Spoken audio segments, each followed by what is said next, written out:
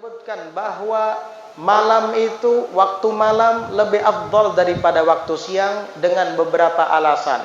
Di antaranya para ulama menyebutkan apabila Allah Subhanahu wa taala menyebutkan di dalam Al-Qur'an yang berhubungan dengan malam dan siang, Allah selalu memulai dengan kalimat lail baru nahar. Sebagai contoh seperti di dalam suratul Lail, di situ Allah taala menyebutkan wal laili idza yaghsha wan nahari idza tajalla. Malam dulu disebut baru siang. Dan di antaranya juga alasan para ulama mengatakan bahwa malam lebih afdal daripada siang karena di dalam Al-Qur'an itu hanya ada suratul Lail, tapi tidak ada suratul Nahar. Pernah di Quran pian menemukan ada surah An-Nahar? Enggak ada, tapi surah Al-Lail ada. Begitulah seterusnya. Bulannya bulan Rajab, waktunya waktu malam, semua istimewa. Sehingga para ulama menyebutkan wa'lam anna nawafilal laili afdalu min nawafilin nahar. Ketahuilah bahwasanya salat sunat yang dilakukan di malam hari itu lebih afdal daripada salat sunat yang dilakukan di siang hari. Sehingga para ulama menyebutkan salat sunat witir itu jauh lebih afdal daripada salat sunat duha, walaupun kedua-duanya sama-sama muakkad. Kenapa? Karena salat witir dilakukan di waktu malam, sedangkan salat duha dilakukan di waktu siang. Kemudian yang menemani Rasulullah sallallahu alaihi wasallam dalam peristiwa itu adalah Raisul Malaikah, presidennya malaikat, rajanya malaikat, yaitu Jibril alaihi salam. Dan kendaraan yang ditunggangi oleh Nabi sallallahu alaihi wasallam pada ketika itu adalah buraq pilihan, buraq yang paling afdal di surga. Pokoknya semuanya serba elit, semuanya serba VIP, serba istimewa sallallahu alaihi wasallam. Setelah beliau sampai di Baitul Maqdis, ruh-ruh para anbiya berkumpul di Masjidil Aqsa dan akan melaksanakan salat. Lagi-lagi di sana kemuliaan Rasulullah sallallahu alaihi wasallam dinampakkan oleh Allah, sehingga semua yang ada pada waktu itu dari kalangan para nabi dan rasul tidak ada yang berani maju ke depan untuk menjadi imam kecuali Nabi kita Muhammad sallallahu alaihi wasallam. Al-Imam Muhammad Al-Busiri di dalam Al-Burdah beliau menyinggung tentang itu. Wa qaddamatka jami'ul anbiya'i biha war rusli taqdima makhdumin 'alal khadami. Wa qaddamatka jami'ul anbiya'i biha. Para nabi dan para rasul semua menyuruh Nabi Muhammad sallallahu alaihi wasallam untuk maju ke depan menjadi imam. Taqdima makhdumin 'alal khadami. Sebagaimana seorang yang dilayani itu didahulukan di atas para pelayan. Seperti seorang majikan yang disuruh maju ke depan di depan para pelayan-pelayannya. Betapa mulia pada malam itu Rasulullah sallallahu alaihi wasallam. Al-Habib Ali Al-Habashi di dalam Simtud Durar tadi juga menyebutkan wa ma min sama'in wala jaha illa wa badarahu ahluha bitarhibi wat takrimi wat ta'hil. Tidak ada langit pun yang dimasuki oleh Rasulullah sallallahu alaihi wasallam kecuali semua penduduknya, semua penghuninya itu menyambut Rasulullah sallallahu alaihi wasallam dengan buru-buru. Mereka dengan bersegera menyambut kedatangan Rasulullah sallallahu alaihi wasallam bitarhib, dengan menyambutnya penuh kegembiraan, wat takrim wat ta'hil, dengan kemuliaan dan sambutan yang hangat sallallahu alaihi wasallam. Kemudian wa kullu rasulin marra alaihi basyarahu bima arafahu min haqqihi indallah wa syarifi manzilatihi ladaih.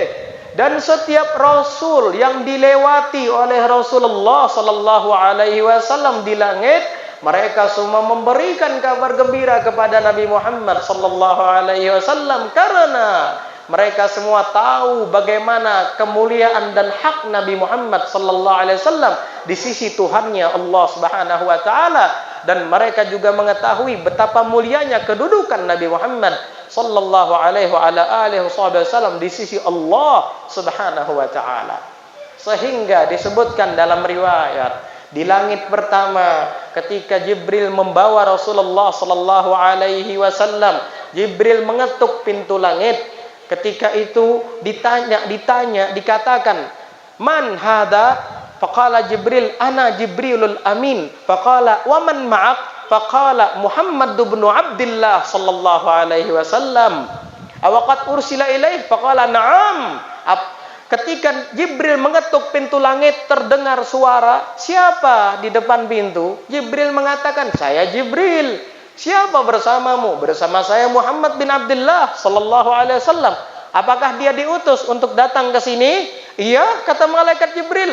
Akhirnya langsung dibukakan pintu langit dan Nabi Adam menyambut Rasulullah sallallahu alaihi wasallam dengan mengatakan, "Ahlan wa sahlan bi ibnin saleh wa nabiyyin saleh." Selamat datang wahai anak yang baik, wahai nabi yang baik. Akhirnya Nabi pun dipersilahkan masuk ke langit pertama. Kenapa Nabi Adam mengatakan bi ibnin saleh, anak yang baik? Karena Nabi Adam adalah Abul Bashar, ayahnya manusia semuanya. Abul Ajsad, ayahnya jasad. Karena Nabi ketika melaksanakan Al-Isra dan Mi'raj bukan hanya dengan ruhnya, dengan jasadnya juga. Jisman wa ruha, jasad dan ruhnya. Sehingga Nabi Adam mengatakan bi ibnin saleh, anak yang baik dan nabi yang baik. Dimuliakan, dihormati. Kemudian Nabi melanjutkan perjalanannya ke langit kedua. Setelah itu diketuk oleh Jibril, terdengar pertanyaan yang sama, dijawab pula oleh malaikat Jibril dengan jawaban yang sama, yaitu Rasulullah sallallahu alaihi wasallam yang ikut bersamanya. Para ulama mengomentari, seakan-akan langit itu tidak bisa dimasuki oleh sembarang orang, hanya orang-orang tertentu saja yang diizinkan untuk masuk ke dalamnya, sehingga mesti harus ditanya dulu siapa orangnya. Sehingga ketika disebut itu adalah Nabi Muhammad sallallahu alaihi wasallam, maka semua penghuni langit membukakan pintu untuk Nabi Muhammad sallallahu alaihi wasallam. Di langit kedua, Nabi Muhammad sallallahu alaihi wasallam bertemu dengan dua nabi, Nabi Yahya dan Nabi Isa alaihi wassalam. Maka kedua-duanya menyambut Rasulullah dengan sambutan yang hangat dan mengatakan, "Ahlan wa sahlan binabiyyin saleh wa akhin saleh." Selamat datang nabi yang baik dan saudara yang baik. Semua nabi mengucapkan kepada Rasulullah saudara yang baik, nabi yang baik, kecuali Nabi Adam dan Nabi Ibrahim. Keduanya mengatakan bi ibnin saleh, anak yang baik. Karena tadi alasannya Nabi Adam adalah Abul Ajsad, Abul Bashar.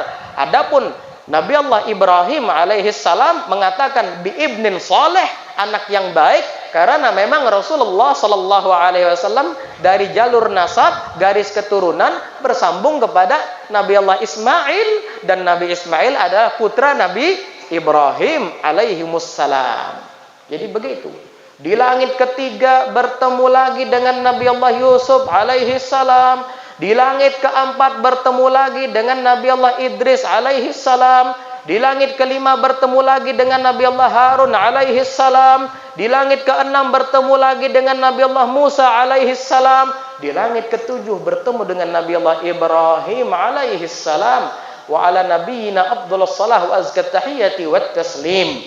Para ulama menyebutkan, jika ingin menghafalkan tentang nama-nama para nabi yang menghuni 7 lapis langit itu, maka cukup kamu menghafalkan kalimat aya'yahuma. Selesai. Aya'yahuma. Itu sudah dengan tertib-tertibnya. Aya'yahuma. Hafal kan? Aya'yahuma. Adam. Ya dan Ain, Yahya dan Isa. Di langit kedua. Ada alif setelah ya Idris di langit ketiga. Kemudian huma, Harun di langit keempat. Mim, Musa di langit Yusuf dulu ya, langit ketiga Yusuf. Ulangi lagi. Nabi Adam di langit pertama. Ya, dua orang nabi. Nabi Nabi Yahya dan Nabi Isa. Kemudian ya, ada lagi ya yang ketiga, yaitu ya yang kedua, yaitu di langit ketiga Nabi Yusuf. Kemudian alif ya alif, kemudian alif Nabi Idris, kemudian huma di langit kelima, Harun Nabi Harun, kemudian mim di langit keenam Nabi Musa, kemudian a itu huruf alif di langit ketujuh yaitu Ibrahim alaihim wa ala nabiyina afdhalus shalah wa azkat tahiyati wat taslim. Jadi begitu susunannya. Apa hikmah di balik ini semua? Yaitu tadi linuriyahu min ayatina, untuk memperlihatkan kepada Nabi Muhammad sallallahu alaihi wasallam daripada tanda-tanda kebesaran kami. Jadi di sini Rasulullah sallallahu alaihi wa ala alihi wasallam dibawa oleh malaikat Jibril menembus lapisan langit pertama, kedua sampai ketujuh, agar semua penduduk langit itu menjadi mulia dengan kedatangan Rasulullah sallallahu alaihi wasallam. Langit pertama jadi mulia dengan kedatangan beliau, langit kedua, ketiga sampai langit ketujuh menjadi mulia dengan dipijakkan kakinya oleh Nabi Muhammad sallallahu alaihi wasallam di atasnya. Luar biasa kemuliaan Nabi kita ini, sehingga dari sini kita dapat mengambil pelajaran, kita dapat mengambil kesimpulan bahwa kedatangan ulama, orang-orang mulia di kediaman kita itu adalah sebuah keberkahan. Sebagaimana kedatangan Nabi Sallallahu Alaihi Wasallam di setiap lapisan langit yang dimasukinya itu adalah sebuah keberkahan.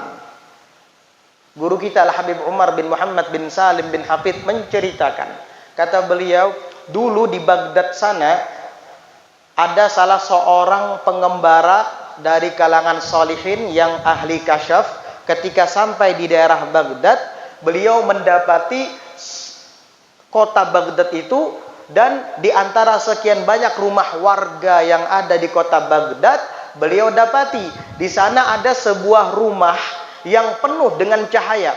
Beliau ahli kasyaf, tidak terhijab, melihat jelas ada cahaya di rumah itu, terang benderang. Ketika beliau asyik memperhatikan rumah itu, tiba-tiba datang orang soleh yang lain lewat di depan rumah itu. Akhirnya orang soleh yang datang dari tempat jauh tadi bertanya kepada orang soleh yang lewat itu. Dia ucapkan salam, Assalamualaikum warahmatullahi wabarakatuh. Maka orang soleh tadi menjawab, Waalaikumsalam warahmatullahi wabarakatuh. Lalu laki pengembara tadi ingin bertanya, wahai Anda lelaki, saya mau bertanya kepadamu. Ternyata lelaki soleh tadi sebelum si pengembara ini bertanya kepadanya, dia langsung menjawab atau mengutarakan pertanyaan si lelaki pengembara ini. Kata lelaki soleh tadi, Waalaikumsalam warahmatullahi wabarakatuh. Saya tahu kamu mengucap salam dan menegur saya karena ingin bertanya kan, kenapa rumah ini penuh dengan cahaya? Kaget dia. Subhanallah. Ini orang ahli basirah rupanya, ahli kasyaf. Pengen tahu kan kenapa rumah ini penuh dengan cahaya dibandingkan rumah-rumah lainnya? Iya, subhanallah, memang itu yang ingin saya tanyakan. Sama-sama kasyaf bisa lihat cahaya. Kalau kita buta nggak ngelihat. Apa kata orang soleh tadi yang ada di kota Baghdad itu?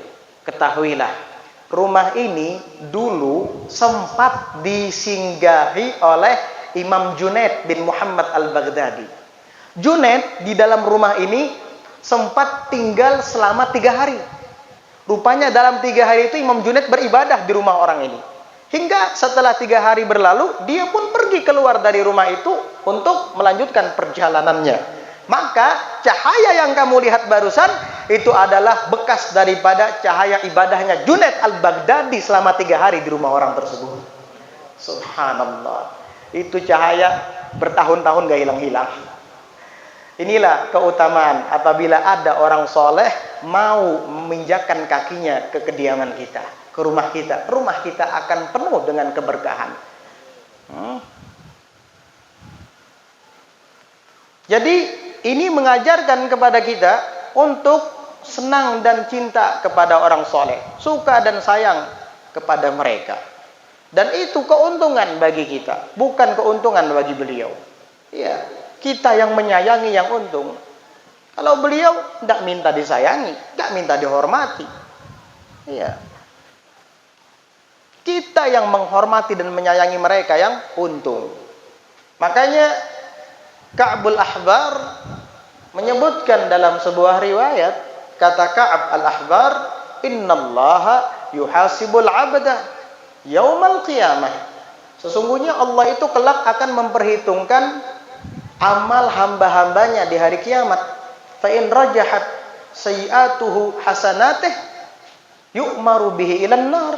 Apabila keburukannya, dosa-dosanya lebih unggul mengalahkan kebaikannya, artinya selama hidup orang ini banyak melakukan dosa-dosa dan kesalahan sehingga amal baiknya tidak kelihatan. Orang ini yu'maru bihi ilan nar, akan diperintahkan untuk masuk ke dalam neraka. Sehingga ketika digiring oleh malaikat untuk masuk ke dalam neraka, tiba-tiba Allah Ta'ala mewahyukan kepada malaikat, qif adrik abdi wasalhu hal jalasa fi majlisi alim. Kata Allah kepada malaikat, stop, berhenti, jangan kamu giring dulu dia ke neraka. Tanya dia, pernah enggak waktu hidup di dunia duduk hadir di majelis orang alim? Coba tanya. Fa unqidhuhu bi syafaatihi, maka saya akan selamatkan dia dengan syafaat orang alim itu. Coba tanya. Ditanya orang oleh malaikat, hei lelaki, sebelum saya masukkan kamu ke neraka, ada pesan dari Tuhan saya.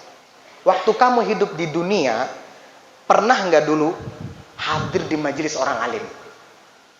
Lelaki itu menjawab, lah, nggak pernah. Akhirnya malaikat kembali menemui Allah Subhanahu wa Ta'ala dan menyampaikan, ya Allah, innaka alimun bihali abdik innahu qal la. Ya Allah, engkau maha tahu dengan keadaan hambamu. Hambamu mengatakan tidak pernah, katanya. Dia hadir waktu di dunia di majelis orang alim, nggak pernah. Oh, akhirnya kata Allah, salhu, tanya lagi dia, hal ahabba aliman, apakah ia cinta kepada orang alim? Coba tanya. Balik lagi malaikat, nanyai lagi, kamu waktu hidup di dunia cinta gak sama orang alim? Laki tadi menengok ke arah malaikat sambil menggelengkan kepala, lah, gak cinta sama orang alim. Saya cuma cinta kepada pemain bola. Saya mengidolakan artis. Saya lebih cinta kepada petinju dan lain sebagainya. Pokoknya rasa cintanya itu bukan kepada ulama. Malah kadang memusuhi ulama, mengata-ngatain ulama, menggibah ulama di belakang sana. Hati-hati.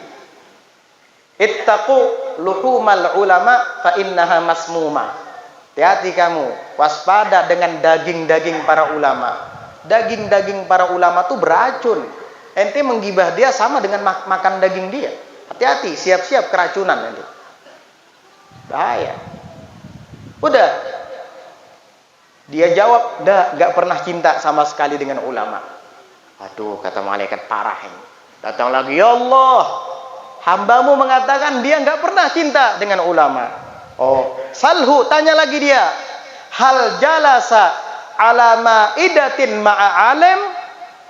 Coba tanya, apakah dia pernah duduk makan bareng bersama ulama? Tuh, sampai makan bareng dengan ulama dipertanyakan di hari kiamat nanti. Makanya, biasakan duduk makan bareng dengan ulama. Ya, duduk makan bareng bersama mereka dalam acara-acara maulid, acara-acara Isra dan Mi'raj, atau zikir, atau majelis dan lain sebagainya.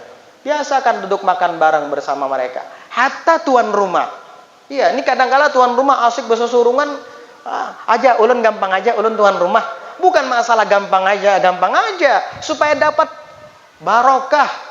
Ya, dapat keuntungan makan bareng dengan ulama. Bukan masalah aja pian berdahulu ulun gampang aja ulun ini tuan rumah.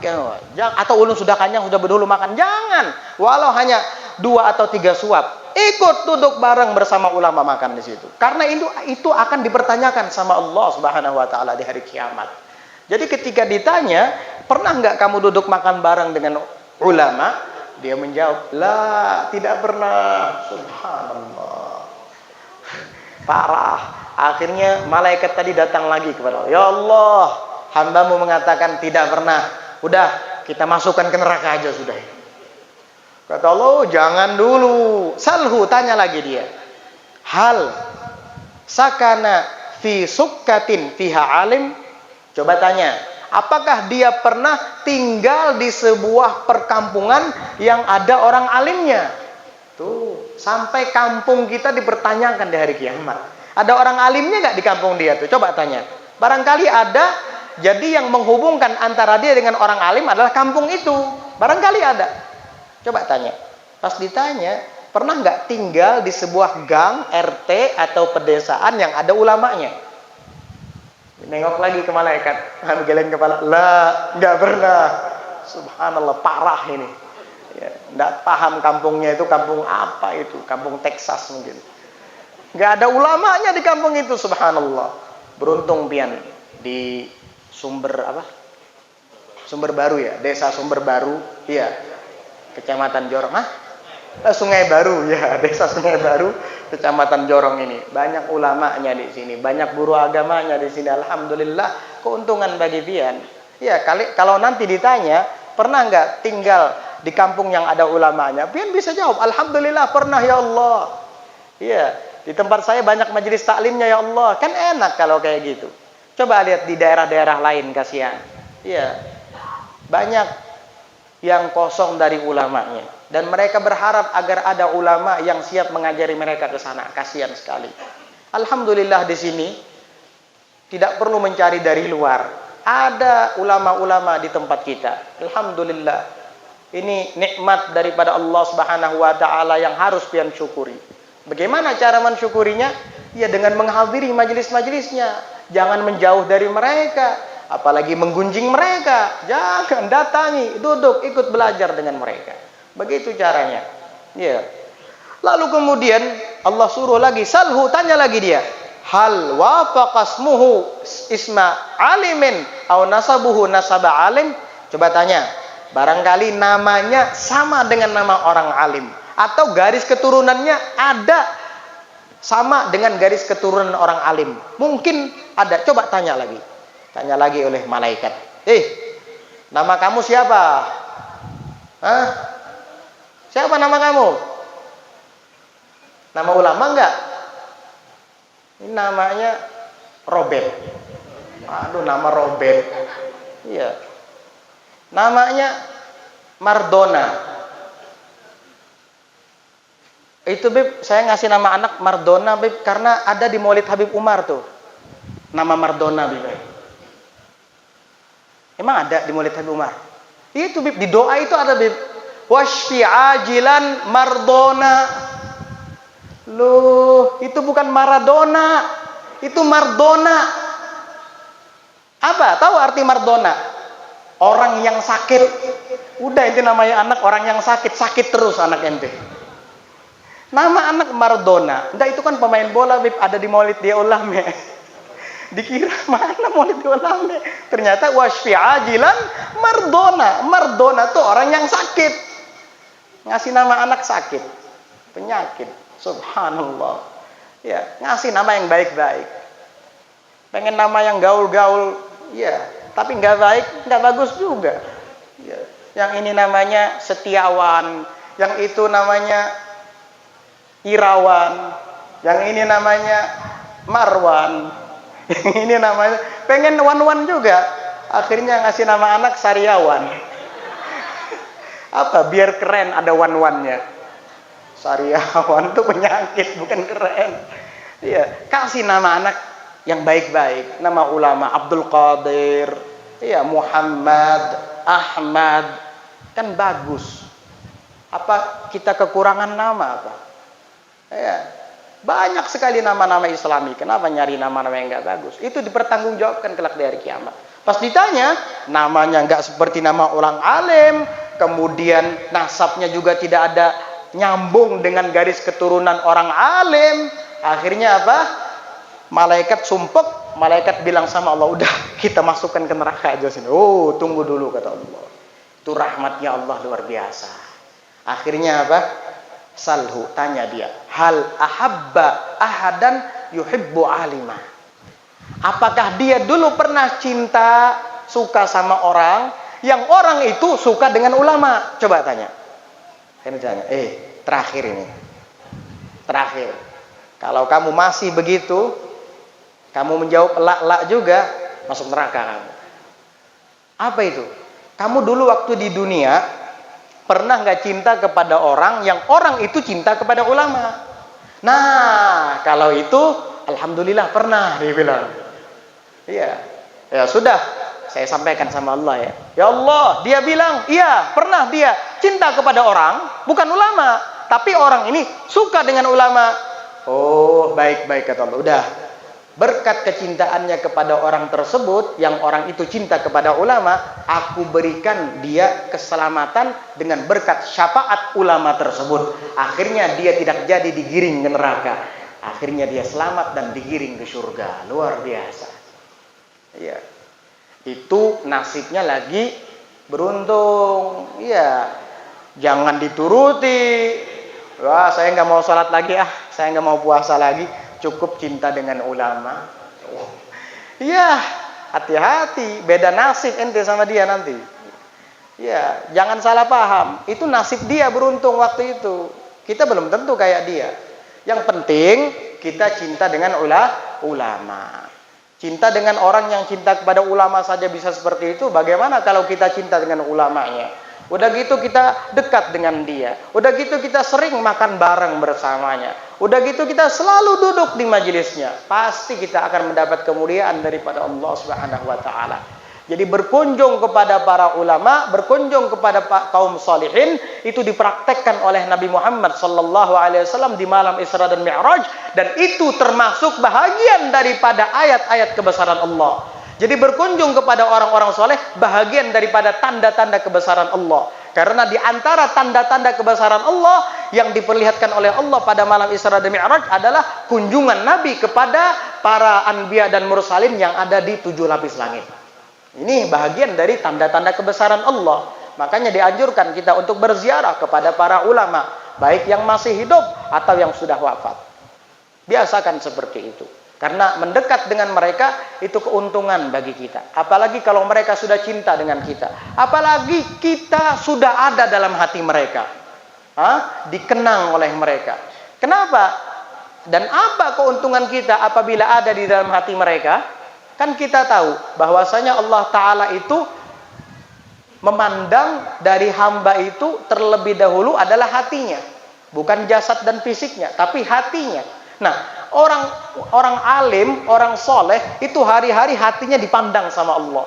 Barangkali nama kamu ada di sana, sehingga kamu dapat rahmat dari Allah berkat orang soleh tersebut. Oleh karenanya beruntung kalau kita sampai dikenang oleh orang soleh, diganang oleh sidin. Manakah si Anu ini kada kelihatan? Berarti kita ada di hati sidin. Buktinya sidin mengganang kita. Untung sampean kalau dikenang seperti itu. Mana si Anu nih pendalawas kada kelihatan? Mana si Anu nih? Kada ada umpat duduk berkumpul di sini.